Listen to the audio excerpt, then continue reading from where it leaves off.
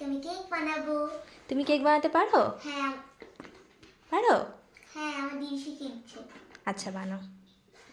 Hi friends, সবাই ভিডিওটি দেখে আজকে বুঝতে পেরেছো কি হতে চলেছে। এটা হচ্ছে আমার বাড়ির সবচেয়ে ছোট্ট পুচকু মেম্বার, যে হচ্ছে কেক বানাতে চলেছে আজকে।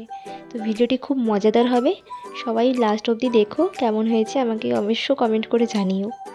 তো আমার ছোট্ট বোনও আজকে কেক বানাতে চলেছে। সে হচ্ছে আমার অনেক বড় হেল্পার যাকে বলে, আর পাশে সবসময় বসে থাকে। আমি যখন কেক বানাই তখন সে পাশে বসে থাকবে।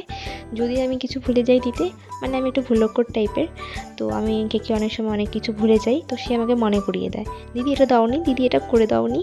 তো আজকে আমি তার উপর সব ছেড়ে দিয়েছি। তার খুব ইচ্ছে ছিল কেক বানানোর, তো ও আজকে বানাচ্ছে ও নিজের মতন করে, আমি শুধু বসে বসে দেখবো।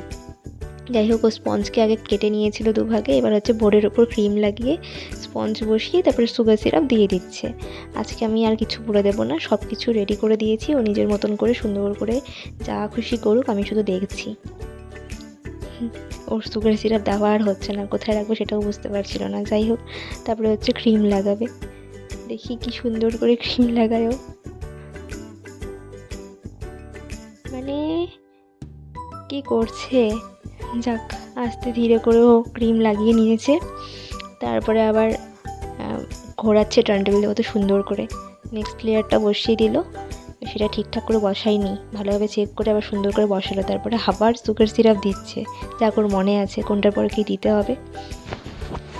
আমাকে আর কিছু বলে দিতে হচ্ছে না, মানে রোজ রোজ আমার পাশে বসে থাকবে, দেখবে কি করছি, কীভাবে করছি। আজকে আর ওকে কিছু বলে দিতে হয়নি, ও নিজের মতন করে সুন্দর করে বানাচ্ছে। ও বাবা, কেকটা ক্রিমটা উঠাতে পারছে না। যাক, আস্তে আস্তে করে ও সব ক্রাম কোটিং পর্যন্ত করে নিল।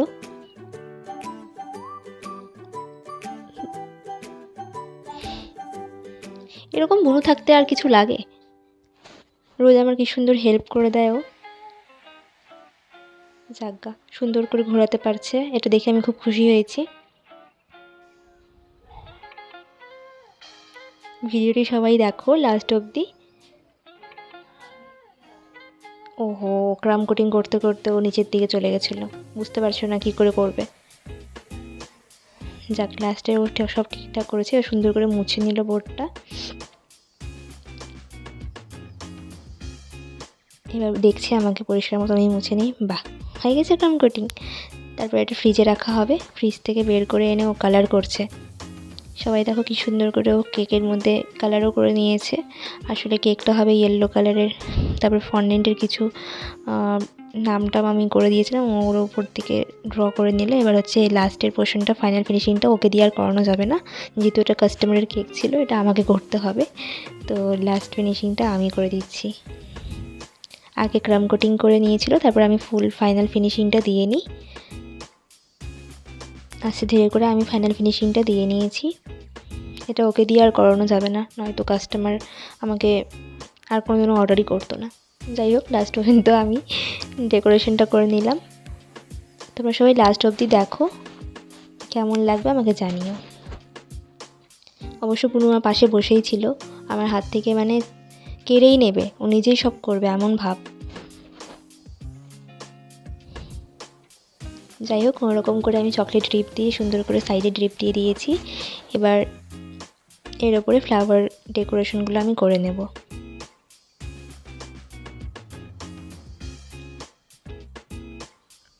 এটা ছিল ভ্যানিলা ফ্লেভারের মধ্যে চকলেট ড্রিপ দিয়ে একটা স্মাইলি, জাস্ট স্মাইলি বসিয়ে দিয়ে ফ্লাওয়ার ডিজাইনের একটা কেক ছিল।